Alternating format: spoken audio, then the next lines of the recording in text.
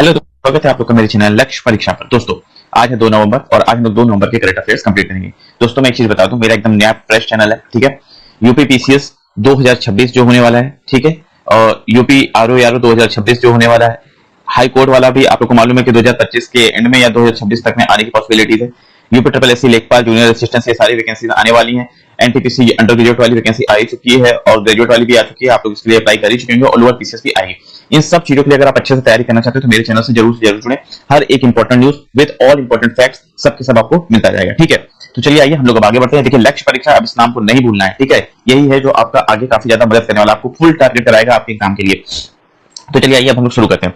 तो दोस्तों देखिए सबसे पहली न्यूज यार जो आई है बहुत ही स्पेशल न्यूज है और वो यूपी से रिलेटेड है, ठीक है। यूपी स्पेशल है, इसीलिए मैंने इस पे टॉप पर ही ले दिया है, ठीक है। तो चलिए आइए इसको देखते हैं इसमें क्या न्यूज है। यूपी स्पेशल में ये आपका है कि यूनेस्को ने लखनऊ को क्रिएटिव सिटीज नेटवर्क में सिटी ऑफ गैस्ट्रोनॉमी यानी पाक कला का शहर का दर्जा दिया है। इसका कारण क्या है, जो हमारे यहाँ का प्रसिद्ध भोजन है, क्या है, अवधी भोजन जो है, अवधी क्यूजिन जिसको हम लोग कहते हैं, इसके कारण इसको दिया गया है, ठीक। लखनऊ यह सम्मान पाने वाला भारत का दूसरा शहर है। अब सवाल ये उठता है पहला कौन सा है? पहला जो है आपका ये हैदराबाद है, ठीक है। पहला आपका हैदराबाद है। दोस्तों इसमें जो है कई सारी ऐसी यूनेस्को से रिलेटेड न्यूज है जो मैं आप लोगों को देना चाहूंगा, ठीक है। आप लोग इसको अगर हो सके तो किसी पेन पेंसिल से किसी से भी अपने उसमें कॉपी में लिख लीजिएगा। सॉरी इसमें जो है तो चलिए आइए और थोड़ा सा कुछ इंपॉर्टेंट जो रिलेटेड न्यूज है उसको हम लोग देख लेते हैं। सबसे पहले देखिए यूनेस्को, पहली बात तो ये है कि इसका आयोजन क्यों हुआ था, है ना। ये जो चीज हो रहा है इसका आयोजन क्यों हुआ है, तो मैं आपकी जानकारी के लिए बता दूं कि 31 अक्टूबर जो है, देखिए थोड़ा बहुत तो 1-2 दिन का पुराना न्यूज चलता है। अब ऐसा मत सोचेगा कि मैं 2 तारीख को आज कर रहा हूं तो 1 ही तारीख का सारा न्यूज होगा। जो मेरे कुछ पुराने न्यूज, इंपॉर्टेंट न्यूज जो छूट गए हैं मैं उसको भी आज कवर करूंगा, है ना। तो 31 अक्टूबर को क्या था? विश्व शहर दिवस था, ठीक है, विश्व शहर दिवस। इसी के अवसर पर जो है यूनेस्को ने, किसने? यूनेस्को ने लखनऊ को क्रिएटिव सिटीज नेटवर्क में सिटी ऑफ गैस्ट्रोनॉमी यानी पाक कला का खिताब दे दिया है, ठीक है। और अवधी क्यूजिन इसको तो आप लोग को दिमाग में रखना ही रखना है। अब देखिए इस अवधी क्यूजिन जो है,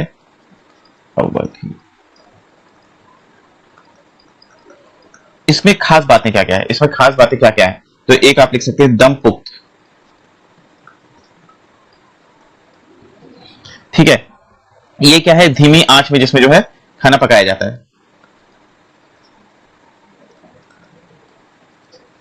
धीमी आंच पर खाना पकाने का तकनीक है, ये भी हमारे यहाँ का काफी फेमस है। फिर उसके बाद आप ये गंगा जमुनी तहजीब,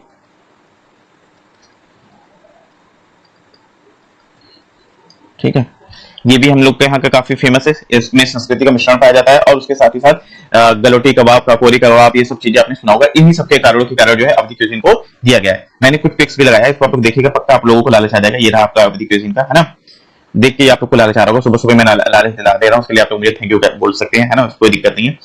अब उसके बाद बाकी इसमें जो है क्या बोलते हैं, ये खिताब पाने वाला जैसे लखनऊ दूसरा हो गया, इससे पहले वाला हैदराबाद हो गया, ये चीज हो ही गया।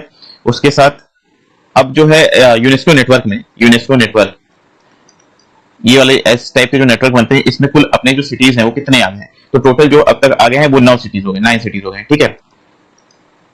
अब इसमें भी आपको क्या ध्यान रखने वाला है, देखिए गैस्ट्रोनॉमी वाला जो आपने देख ही लिया है ना, पाक कला जिसको हम लोग बोलते हैं पाक कला, इसमें आपका एलकेओ हो गया है और हैदराबाद हो गया है ना। अब उसके बाद एक और होता है संगीत, ठीक है। इसमें आपको जो है ग्वालियर, चेन्नई और वाराणसी है ना, ग्वालियर, चेन्नई और वाराणसी। और शिल्प और लोक कला यानी क्राफ्ट में जो है आपका श्रीनगर और जयपुर है, एंड जयपुर। और लिटरेचर में जो है कोझिकोड,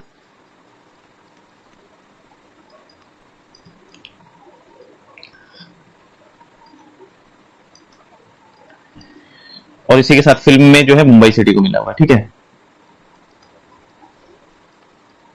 अब देखिए इसमें जो ये कोझिकोड वाला है ये कई बार पूछा जा चुका है, ठीक है। और फिल्म में मुंबई, इन दोनों को जो सिंगल वाले हैं इसको तो पक्का ध्यान रख लीजिए कि लिटरेचर में कोझिकोड को मिला हुआ है और फिल्म में मुंबई को मिला हुआ है। पाक कला में क्योंकि अपना लखनऊ भी शामिल हो चुका है, इससे इसको जरूरी है जानना। हैदराबाद पहले नंबर पे आता है, उसके बाद जो आपका लखनऊ आता है। और संगीत कला में जो है ग्वालियर, चेन्नई, वाराणसी, क्योंकि ये भी यूपी से रिलेटेड है तो इसलिए इस संगीत वाले को भी आपको ध्यान रखना है, ठीक है। तो पाक कला हो गया और संगीत वाला, ये दोनों पक्का ध्यान रखना है। फिर उसके साथ ही साथ आपका फिल्म में मुंबई, ये सिंगल है, याद कर लीजिएगा। लिटरेचर में जो है कोझिकोड, इसको भी याद कर लीजिएगा, ठीक है। चलिए अब हम लोग नेक्स्ट न्यूज की तरफ चलते हैं। पर्यावरण से रिलेटेड न्यूज है। भारत की कुल स्थापित बिजली क्षमता पहली बार 500 गीगावाट के आंकड़े को पार कर गई है, ठीक है। तो 500 गीगावाट के आंकड़े को पार कर गई है, तो इसमें खास बात क्या है? इसमें सबसे जो खास बात है वो ये है कि इसमें 51% जो हिस्सा है वो गैर जीवाश्म ईंधन का है, ठीक है। और इसके साथ ही साथ जो इंपॉर्टेंट तथ्य जो सामने आया वो ये है कि भारत ने 2030 तक 50% स्वच्छ ऊर्जा का जो पंचामृत लक्ष्य रखा था वो 2025 के नवंबर में ही हम लोगों ने हासिल कर लिया, ठीक है। पंचामृत लक्ष्य जो है ये मैंने इसकी पूरी लिस्टिंग दे दिया, आप इसको देख सकते हैं। इसमें क्या है कि reduce the total projected carbon emission by the 1 billion tonnes by 2030, ठीक है। फिर उसके साथ ही साथ कार्बन इंटेंसिटी जो है इसको लेस देन 45% करना है बाय 2030।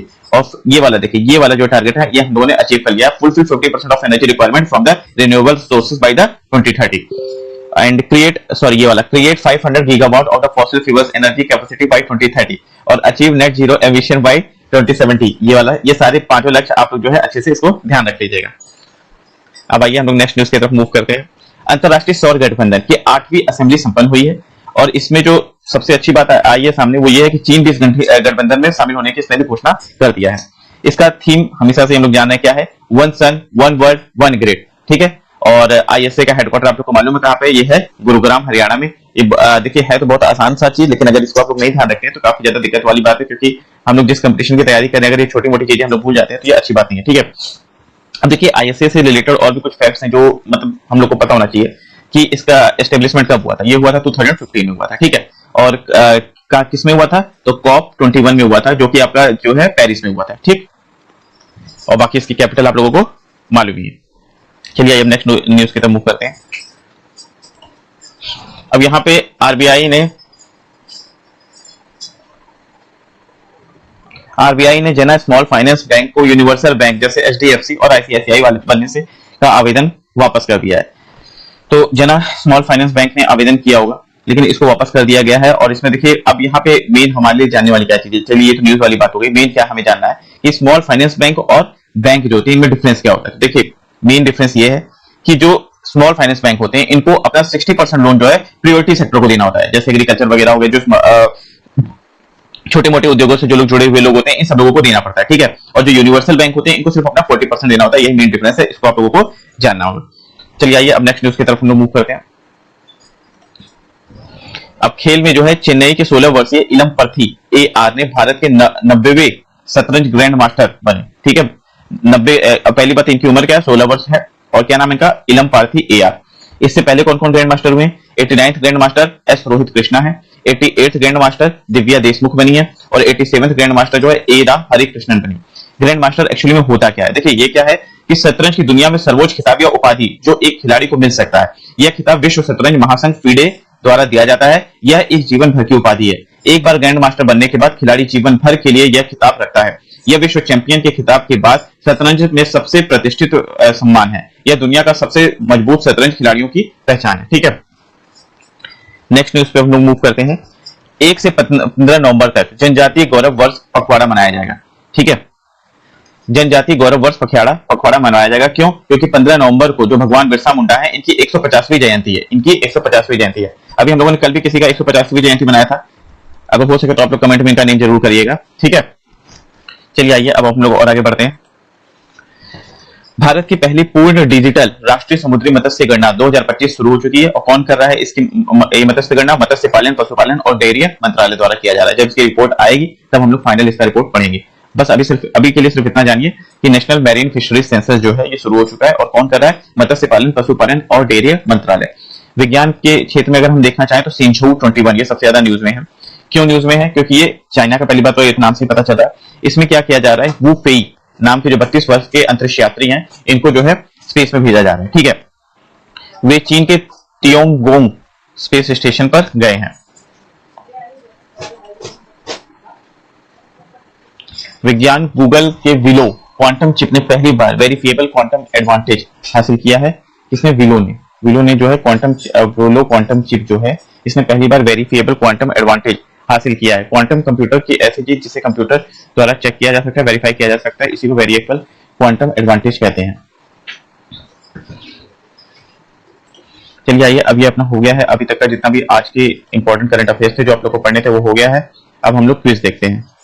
चलिए फटाफट 5 मिनट में जो है आप लोग हम लोग क्विज भी अपना निपटा लेते हैं। इससे आपका रिवीजन हो जाएगा, आपको ये भी पता चल जाएगा क्या आपने पढ़ा, क्या नहीं पढ़ा, क्या आपको समझ में आया, क्या नहीं समझ में आया। ठीक है। यूनेस्को द्वारा हाल ही में सिटी ऑफ गैस्ट्रोनॉमी, पाक कला का शहर का दर्जा पाने वाला शहर लखनऊ भारत का कौन से नंबर का शहर है? पहला, दूसरा, तीसरा, चौथा? इसका सही आंसर क्या है? दूसरा है। पहला कौन सा है? हैदराबाद है, ये आप लोगों ने देख लिया था। ठीक है। भारत के किस शहर को यूनेस्को द्वारा भारत का पहला सिटी ऑफ लिटरेचर, साहित्य का शहर घोषित किया गया है? वाराणसी, जयपुर, कोझिकोड या ग्वालियर? कौन सा है इसमें? सोचिए। इसका सही आंसर है कोझिकोड। ठीक है। भारत ने 2030 तक 50% ऊर्जा गैर जीवाश्म ईंधन में पाने का लक्ष्य रखा है। यह लक्ष्य भारत की किस अंतर्राष्ट्रीय प्रतिबद्धता का हिस्सा है? पेरिस समझौता, COP21, पंचामृत लक्ष्य COP26, सतत विकास लक्ष्य SDGs और क्योटो प्रोटोकॉल? देखिए, अब ये पंचामृत लक्ष्य हमने पढ़ाया था, ये उसका हिस्सा है। इसको पंचामृत लक्ष्य को प्लीज अच्छे से पढ़ लीजिएगा। ठीक है। अंतर्राष्ट्रीय सौर गठबंधन का मुख्यालय कहां पर स्थित है? पेरिस फ्रांस या फिर न्यूयॉर्क USA, नई दिल्ली भारत, गुरुग्राम भारत? इसका सही आंसर क्या है? इसका सही आंसर होगा गुरुग्राम भारत। भारतीय संविधान के किस अनुच्छेद आर्टिकल के तहत GST काउंसिल का गठन किया गया है? ये एक एक्स्ट्रा क्वेश्चन आ गया, इसको देख लीजिएगा। अनुच्छेद 280, अनुच्छेद 279A, अनुच्छेद 324, अनुच्छेद 112? इसका सही आंसर है ये 279A। ठीक है। 15 नवंबर को मनाया जाने वाला जनजातीय गौरव दिवस किस स्वतंत्रता सेनानी की जयंती का प्रतीक है? बिरसा मुंडा, सिदो और कान्हू मुर्मू, रानी गाइदिन्यू, अल्लूरी सीताराम राजू? इसका सही उत्तर क्या होगा? इसका सही आंसर है बिरसा मुंडा। ठीक है। हाल ही में भारत के 90वें शतरंज ग्रैंड मास्टर कौन बने हैं? आर प्रज्ञानंद या विश्वनाथन आनंद, इलम पर्थी AR, गुकेश डी? इसका सही आंसर क्या है? इलम पर्थी AR। देखिए, विश्वनाथन आनंद के बारे में जान लीजिएगा, ये सबसे पहले ग्रैंड मास्टर थे। ठीक है। तियोंग योंग जो हाल ही में खबरों में था, ये क्या है? चीन का अंतरिक्ष स्टेशन, एक जापानी चंद्र मिशन, गूगल का क्वांटम कंप्यूटर या फिर एक नया चक्रवात? तो इसका सही आंसर है चीन का अंतरिक्ष station. One sun one world one grid पहल किस अंतर्राष्ट्रीय संगठन से संबंधित है? विश्व बैंक, G20 या अंतर्राष्ट्रीय सौर संगठन या संयुक्त राष्ट्र? तो इसका सही आंसर है अंतर्राष्ट्रीय सौर संगठन। RBI के नियमों के अनुसार एक स्मॉल फाइनेंस बैंक को अपना कितना प्रतिशत लोन प्राथमिकता क्षेत्र यानी प्रायोरिटी सेक्टर को देना अनिवार्य है? तो इसका सही आंसर क्या है? 60%। ठीक है। सो दोस्तों, इसी के साथ मेरा आज का करंट अफेयर खत्म होता है। दोस्तों, अगर आप लोग इसका फ्री में PDF पाना चाहते हैं तो आप लोग मेरे चैनल से जुड़ सकते हैं। मेन चैनल यही है, लक्ष्य परीक्षा वाला। इसमें जुड़ जाएंगे तो सब कुछ मिल जाएगा। बाकी करंट अफेयर्स के लिए जो फोकस्ड है वो ये वाला चैनल है, और साथ ही साथ डिस्कशन अगर आप करना चाहते हैं तो इस चैनल से जुड़ सकते हैं, LKO वाले। और PCS के लिए डेडिकेटेड चैनल ये है। ठीक है। Okay, thank you, have a nice day.